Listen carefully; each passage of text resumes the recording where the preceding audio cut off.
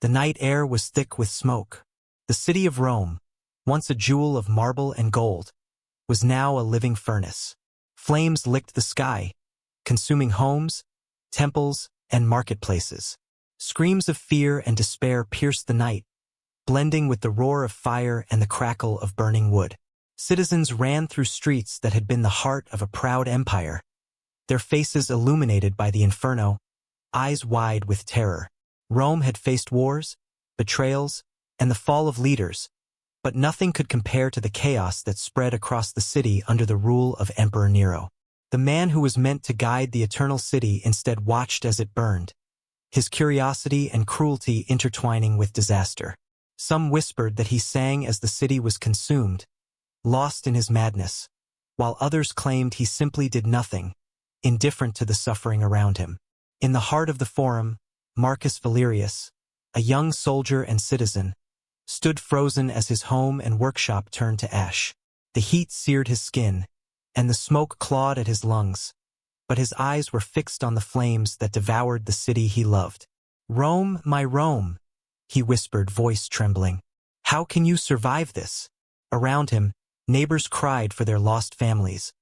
Merchants wailed for the destruction of their livelihoods, and priests ran through the burning temples, trying to save sacred scrolls and relics from the inferno.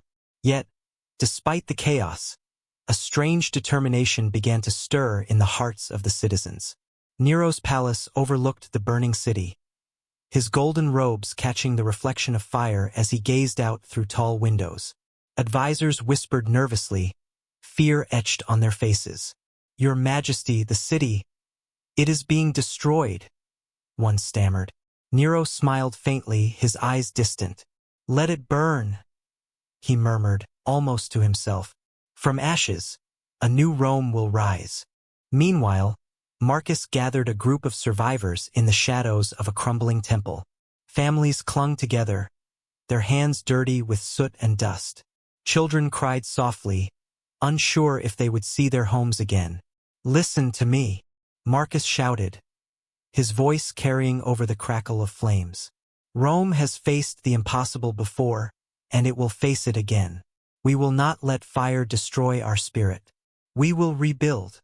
His words sparked hope in the hearts of those who listened. Slowly, people began to move with purpose. Some rescued what they could from burning buildings, carrying furniture, food, and sacred items to safety. Others formed human chains to guide children and the elderly away from the flames. Soldiers patrolled the streets, helping citizens escape and preventing looting amidst the chaos. The fire raged for days, each night bringing new waves of panic and destruction. Nero, enthroned in his gilded palace, remained a distant figure, watching the city's agony from afar. Rumors spread that he planned to rebuild Rome in his own image, with grand palaces and wide avenues, but the cost was unimaginable. Amidst the devastation, Marcus and his group discovered a family trapped under a collapsed wall. Dust and smoke filled their lungs, but they refused to give up. With gritted teeth, Marcus lifted the rubble alongside other survivors. "We are Romans. Nothing can break us," he cried. Finally, with a collective push, the family was freed, stumbling into the streets as the fire raged around them. Even as the city burned, a strange beauty lingered in the chaos. The night sky glowed red and gold, reflecting off the Tiber River. The flames danced in mesmerizing patterns, casting shadows of statues and columns that seemed almost alive. Some citizens stopped for a moment, overwhelmed by the strange combination of terror and awe. Rome was burning, but it was still magnificent. In one small courtyard, an elderly artist named Lucilla saved her sculptures from the flames. Marble statues that had survived wars and earthquakes now faced fire. She held each piece, whispering prayers to the gods, tears streaking her soot-covered face. "Rome will endure," she murmured, her voice breaking but resolute. "Even from this fire, you will rise." As the days passed, the fire consumed much of the city, but it did not consume the spirit of Rome. Citizens formed groups to help one another. Soldiers guided families through streets turned into rivers of molten chaos, and priests offered blessings and comfort. The people of Rome discovered resilience they had not known they possessed. Nero, eventually realizing that the city could not be completely destroyed, attempted to implement his grand vision. He began rebuilding areas with wide avenues, luxurious palaces, and fountains that dazzled the eye. Yet, the citizens, still mourning their losses, resisted his extravagance.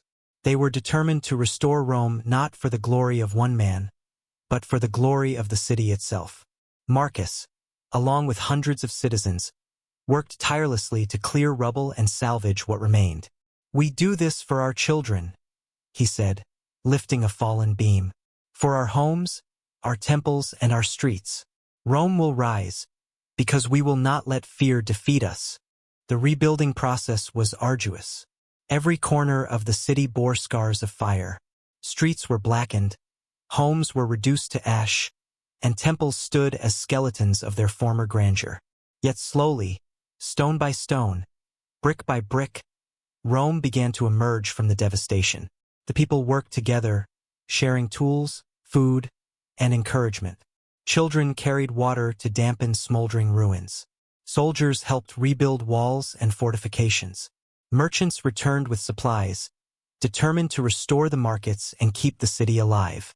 Even artists and poets, hearts heavy with loss, began creating again, ensuring that culture and history would not be forgotten. In the Forum, Marcus stood with a group of citizens, looking out over the rebuilding city. Smoke still rose from parts of Rome, and the Tiber carried debris downstream, but the heart of the city beat stronger than ever. "We have seen fear," Marcus said, voice steady. "We have seen fire, but we have also seen courage, unity, and hope. Rome may burn, but it will never die. Not as long as we are its people." As months turned into years, Rome slowly regained its splendor. New buildings rose where old ones had fallen. Temples were rebuilt with devotion, markets flourished, and the Tiber once again reflected the majesty of the eternal city. The citizens had learned that no emperor, no fire, no act of cruelty could extinguish the spirit that had been forged over centuries. The story of Nero's fire became legend, a tale of horror, yes, but also a testament to human resilience. Songs were sung of families who saved one another, of soldiers who guided citizens through flames, of artists who preserved culture amidst chaos. Rome had endured. In the quiet evenings, Marcus would walk along streets that were still lined with scars from the fire. Children played where ruins once smoldered. Priests lit lamps in temples rebuilt from ashes. Merchants shouted over bustling marketplaces, and statues, once damaged by flames, now gleamed in the sunlight. "Rome is alive," Marcus whispered, watching the city breathe. "It has been tested by fire and fear, and it has risen stronger. Nothing can destroy it. Not ambition, not cruelty, not disaster. Rome refuses to die." Even centuries later, the memory of the fire served as a lesson. That empires could fall, leaders could fail, and cities could burn, but the spirit of the people was unbreakable.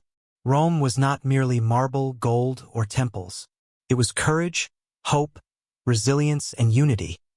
A city that had faced every challenge and refused to fall.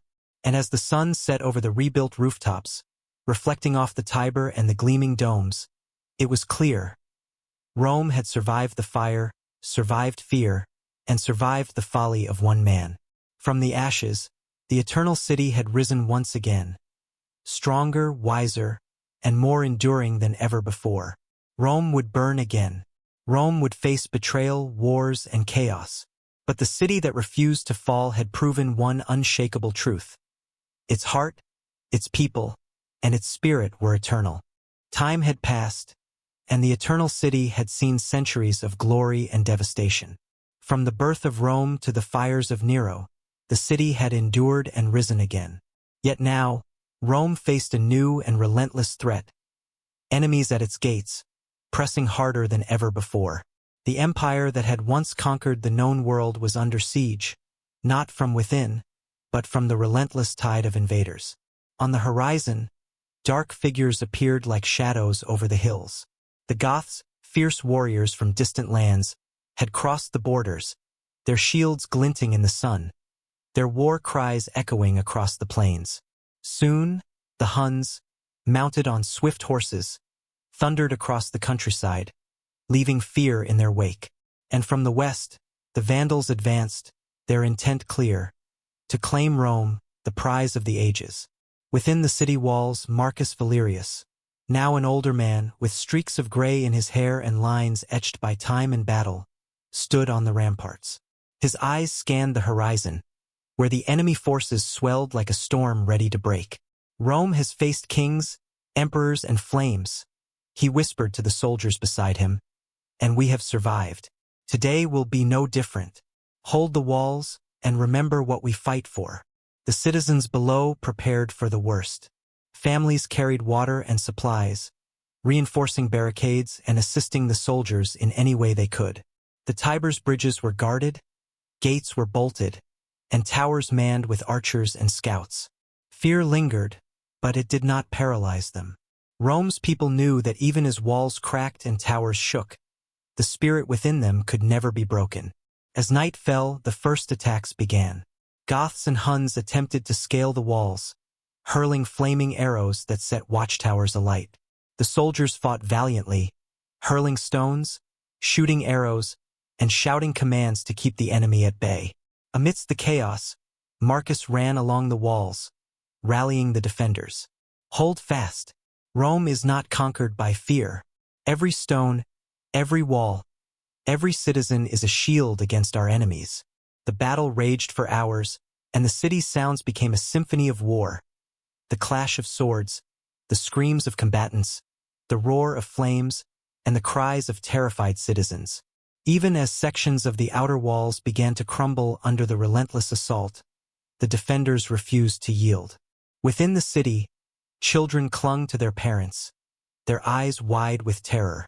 Mothers whispered prayers, fathers lifted fallen beams to protect homes, and elders guided people to safety. Rome was burning again, but this time not from fire alone, from the relentless siege of foreign enemies. Amid the turmoil, a young archer named Lucia climbed the walls, her hands shaking but her resolve unwavering. She knocked arrow after arrow, targeting invaders who approached the gates. Her courage inspired the soldiers beside her, proving that even the youngest citizens could embody the heart of Rome. "For Rome!" she shouted as her arrow struck a charging Goth, sending him tumbling back. The defenders cheered, and hope sparked amidst the fear. The enemy forces were relentless, however. The Goths breached the northern wall, while the Huns attempted to ford the Tiber, and the Vandals pushed against the southern gates. Rome's defenders were outnumbered, but their determination never wavered. Every citizen became a soldier in spirit, every wall a shield, every heartbeat a testament to the city's endurance. Marcus, witnessing the onslaught, called upon the last reserves of the legions. Form a phalanx at the central gate. Protect the forum. Rome must not fall. Soldiers rushed to obey, their faces set in grim determination. They knew the cost of failure, the fall of the eternal city. Amidst the chaos, the Senate had gathered in a fortified chamber, debating strategy and prayer. Some suggested surrender, fearing the loss of countless lives. But Marcus's voice rang out, cutting through doubt. "Rome does not surrender," he proclaimed. "We have faced kings, tyrants, fires, and betrayal, and yet we remain. Today, we stand against the enemies at our gates and show the world that the spirit of Rome is eternal." The words ignited the hearts of all present. From soldiers to citizens, from elders to children, a collective roar rose from the city, echoing beyond the walls. It was a cry not of desperation, but of defiance, a statement that Rome would endure, no matter the cost. Night turned into dawn, and still the battle raged. Flames from fires lit the battlefield in eerie orange and red hues, reflecting off the walls and streets. Soldiers fought with exhaustion etched on their faces, yet their determination never faltered. Citizens carried water to the wounded, supplied arrows, and reinforced barricades. Every act of courage became a thread in the fabric of Rome's survival. In one courtyard, Marcus found a group of children trapped by a fallen wall. Without hesitation, He lifted debris with the help of nearby citizens, shielding the children from enemy arrows. "Rome protects all its children," he shouted, as they scrambled to safety. By midday, the enemy forces began to falter. The legions, inspired by the courage of the citizens and the strategic brilliance of Marcus, began to push back. The Goths were repelled from the northern wall, the Huns forced to retreat from the Tiber, and the Vandals halted at the southern gates. Rome had survived another day. As night fell once more, the city breathed a collective sigh of relief. Smoke rose from the outskirts, fires were smoldering but contained, and the wounded were tended to by soldiers and citizens alike. Marcus stood atop the central gate, surveying the aftermath. "The walls may crack, the gates may fall, but Rome endures," he whispered. "Not because of stone or marble, but because of the courage in every citizen, the loyalty of every soldier, and the unity that binds us together." The enemy forces retreated beyond the horizon, but the message remained clear. Rome's endurance was not guaranteed, yet its spirit was unbreakable. The city had faced invasion before, and it would face it again. Time would test it through centuries, empires, and rulers, but each trial proved the same lesson. The strength of Rome was not in its walls, its legions, or its emperors. It was in its people. In the weeks that followed, Rome rebuilt its damaged walls, repaired its gates, and restored its streets. Markets reopened, children returned to schools, and temples rang with prayers of gratitude. Yet even amidst reconstruction, the city bore the marks of its trial scars that would remind future generations of the courage, sacrifice, and unity that had preserved Rome from the enemies at the gate. Marcus, now older and weathered, walked along the rebuilt walls, watching citizens restore their homes and lives. He paused near the Tiber, reflecting on the battle. "We have faced the wrath of fire, the betrayal of friends, and now the fury of invaders," he murmured. "And still we endure. Rome is more than walls or emperors. It is a spirit that cannot be conquered." Stories of the battle spread across the empire, inspiring soldiers, citizens, and leaders. Songs were sung of bravery. Paintings depicted the courage of citizens against the Goths, Huns, and Vandals, and poets immortalized the unity that had saved the city. Rome's enemies may have come from every side, but they failed to break the heart of the eternal city. Even as new threats arose over the centuries, the memory of that siege, the courage of ordinary citizens, the wisdom of generals like Marcus, and the unyielding spirit of Rome served as a beacon. Rome had survived fire, betrayal, and invasion, proving that while empires may falter, the spirit of a city, when embodied by its people, can endure forever. The eternal city, with its cracked walls and scarred streets, remained a symbol of resilience. Its people, tested by every imaginable threat, continued to rise, rebuild, and defend their home. Rome had faced kings, emperors, fires, and invaders, and still it stood, not merely as a city, but as a testament to human courage, unity, and perseverance. As the sun set over the rebuilt rooftops, Marcus looked out over the city he had defended so many times. Children played near the Tiber, merchants reopened their shops, and soldiers patrolled the streets with pride. The scars of battle remained, but so did the lessons of courage, sacrifice, and unity. "Rome will face enemies again," Marcus whispered.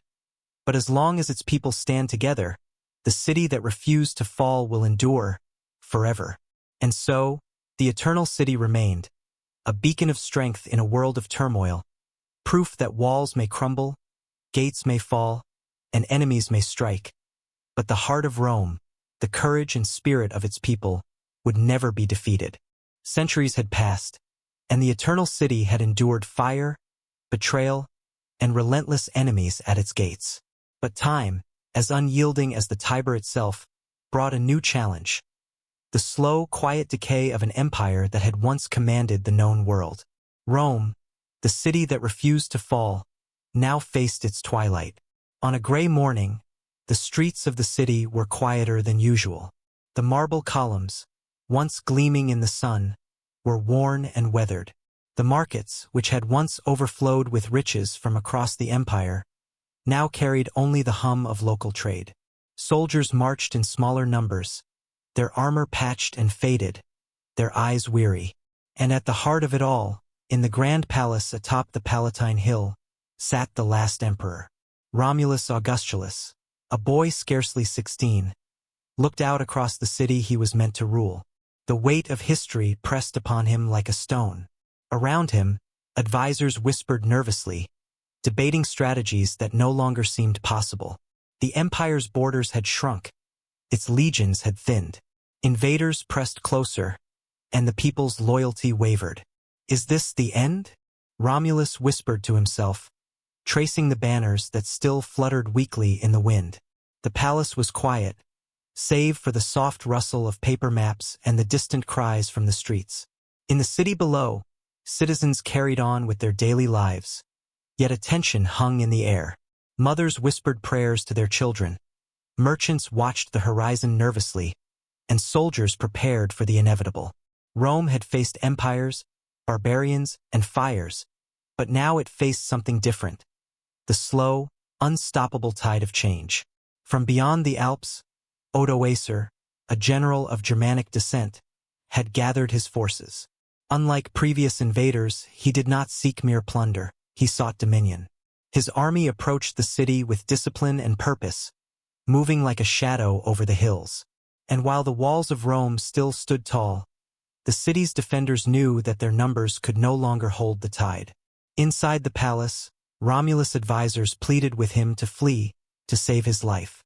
"Your Majesty, the city cannot withstand them," one said, voice trembling. "Better to live and preserve your bloodline than die with a fallen empire." Romulus shook his head, his youthful face set in determination. "Rome is more than a palace or a crown," he said softly. "It is the people, the culture, the spirit. If I flee, I abandon them. I cannot." The gates of the city soon rang with the sound of marching. Citizens looked to the walls, soldiers readied themselves, and the emperor took a deep breath, preparing to face the inevitable. Odoacer's forces arrived at the edge of the city, a sea of disciplined warriors whose eyes gleamed with purpose. They demanded the surrender of Romulus Augustulus, promising no unnecessary bloodshed if the boy relinquished the throne. The young emperor, understanding the reality, prepared himself for the final act of the Western Roman Empire. "Rome has endured," Romulus said to the soldiers at the gates. "Today it faces the end of one chapter, but not the end of its story. Defend what you can, and let history remember our courage." The soldiers saluted, hearts heavy but resolute. Rome, though weakened, did not surrender its spirit without honor. The city watched silently as the young emperor stepped from the palace, a figure of dignity amidst the storm of change. Odoacer approached him, offering words of respect rather than triumph. "Young emperor," he said, "your people shall be spared. You will live, and Rome's culture shall endure.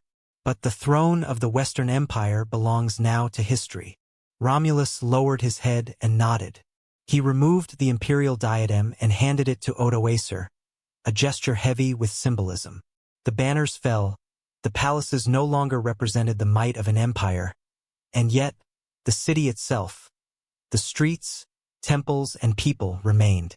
Rome, though politically conquered, refused to vanish. In the streets, citizens watched the handover in silence. There was no cheering, no cries of despair, only reflection. They understood that empires could fall, leaders could be dethroned, yet the spirit of Rome lived on. For centuries, the city had been more than rulers and armies. It had been ideas, laws, culture, and dreams. The philosophers and scholars gathered in the forum, discussing what it meant to live under foreign rule. "Rome may no longer command armies," one said, "but it commands minds. Its law, its art, and its knowledge will outlive any emperor." In the temples, priests lit lamps for the city's endurance. "Rome has been tested," they whispered. "And though rulers fall, the gods watch over the people. The city remains eternal in spirit." Even as Odoacer assumed control, he respected the traditions of Rome. He did not destroy the monuments, he did not erase its culture. Instead, he governed with the understanding that Rome's strength lay in its people, its laws, and its legacy. A legacy that could never be extinguished. Travelers from distant lands still whispered its name in awe, Rome. They spoke of marble streets, grand temples, the Colosseum, aqueducts, and the stories of heroes, emperors, and ordinary citizens who had built the city into a legend. Rome's influence stretched far beyond the empire's borders, living on in roads, governance, art, and philosophy. Marcus Valerius, older now, walked through the city with Lucia, the young archer who had once defended its walls. They observed the citizens rebuilding shops, repairing temples, and caring for one another. Rome is not gone, Marcus said softly. The empire has fallen, yes, but the city, the people, the spirit, it endures. Every road, every law, every dream carries it forward. Lucia nodded, her eyes reflecting the resilience she had witnessed for decades. It is eternal, she said, not because of kings, emperors, or armies, but because we carry it in our hearts. As the sun set over the Tiber, casting a golden glow over the city, Rome's story seemed to pause rather than end. The Western Empire had fallen. The banners of old no longer flew, yet the eternal city remained, a living testament to human courage, creativity, and unity. Rome had survived fires, betrayal, and invaders. It had endured the fall of leaders, the assassination of generals, and the twilight of emperors. And even as the last Western emperor stepped aside, the city's spirit refused to fade. For centuries to come, scholars, soldiers, artists, and citizens would look to Rome as a symbol, not of political dominance, but of endurance, culture, and the unbreakable human spirit.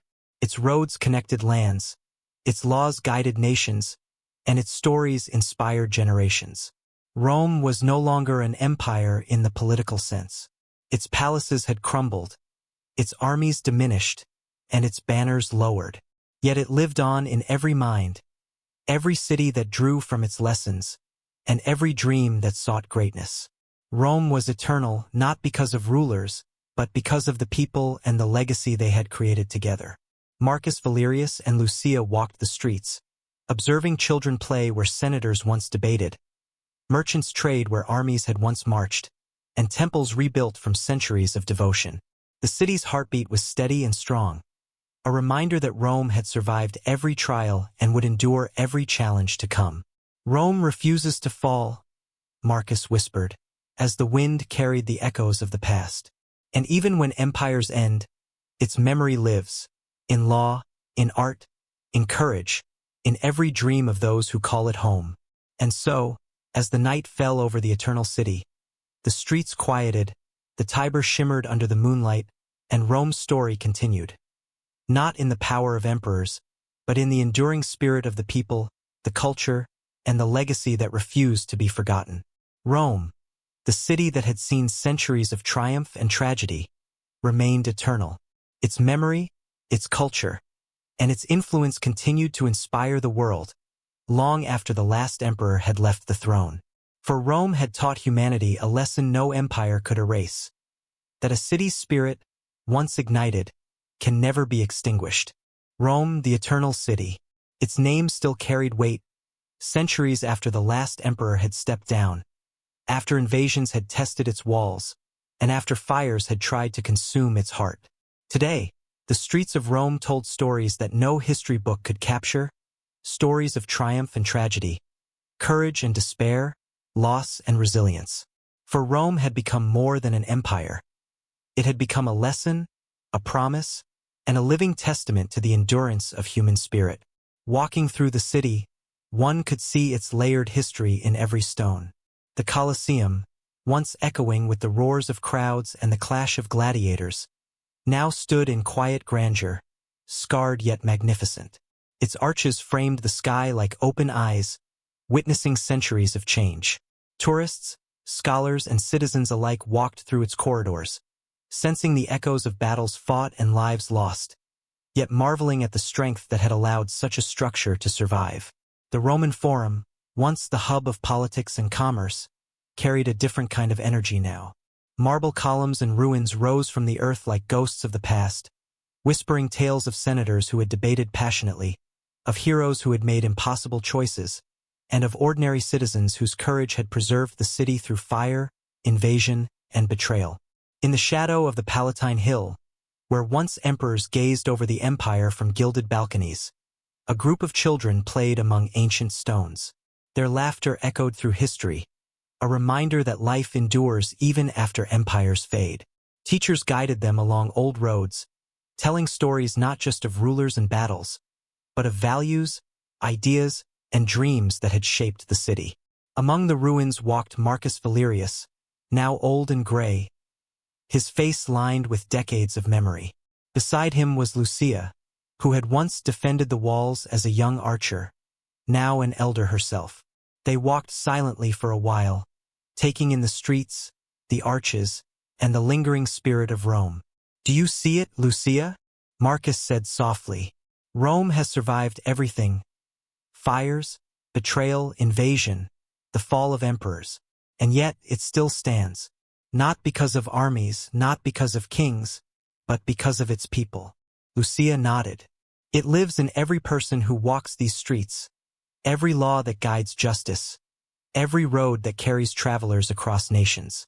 Rome is eternal, not because of its marble, but because of its spirit." Indeed, the spirit of Rome had endured far beyond political power. It lived in its architecture, inspiring builders and engineers for centuries. It lived in its laws, forming the foundation for modern governments and justice systems. It lived in its art, philosophy, and literature, inspiring thinkers, writers, and dreamers across the world. Rome had taught the world that greatness is not measured solely in conquest, but in ideas, culture, and resilience. As the sun rose over the Tiber, its light reflected off the centuries-old bridges, gleaming like ribbons of gold. Ships floated quietly along the river, and the hustle of the city continued. Merchants opening their stalls, tourists marveling at history, children chasing one another in piazzas. Life thrived in the eternal city, proving that time could erode walls but never destroy the soul of Rome. In one small piazza, a historian addressed a crowd of students. "Look around you," he said, gesturing to the ruins and restored buildings. "These stones have witnessed centuries of glory and tragedy. Empires rise and fall, but ideas endure. Rome is not just a city. It is a promise. It teaches us that even in destruction, greatness can survive in memory, culture, and spirit." Marcus watched quietly from a distance, feeling a profound sense of peace. He remembered the battles, the fires, the invasions, the betrayals, and the victories. Every trial had tested Rome, but each had also reinforced its resilience. He thought of Romulus and Remus, of the Republic, of the legions, of emperors like Julius Caesar and leaders like Marcus Aurelius, and even tyrants like Nero. Every chapter of Rome's history had been written in blood, courage, and ambition. Yet the city had endured, carrying each story forward. Lucia touched the ancient stone walls nearby. "We fought to preserve more than buildings," she said. "We fought to preserve a way of life, a culture, a dream. And that is why Rome still stands." Even beyond the city itself, Rome's influence spread across continents. Roads built by Roman engineers connected lands, guiding travelers for centuries. Aqueducts brought water to distant cities, inspiring civilizations to follow their example. Roman law became the foundation for governments that would rise long after the Western Empire had fallen. Art, literature, and philosophy flowed from the eternal city to distant lands, shaping minds and hearts across generations. Yet what made Rome truly eternal was not just its infrastructure or culture, it was the story of its people. Citizens who defended the walls, rebuilt homes, created art, and nurtured education had forged a legacy that no empire, fire, or invader could erase. The city's spirit had been tested time and again, and each time it had proven unbreakable. As the day turned to evening, golden sunlight bathed the rooftops and monuments. Shadows stretched across the streets, and the Tiber shimmered like molten silver.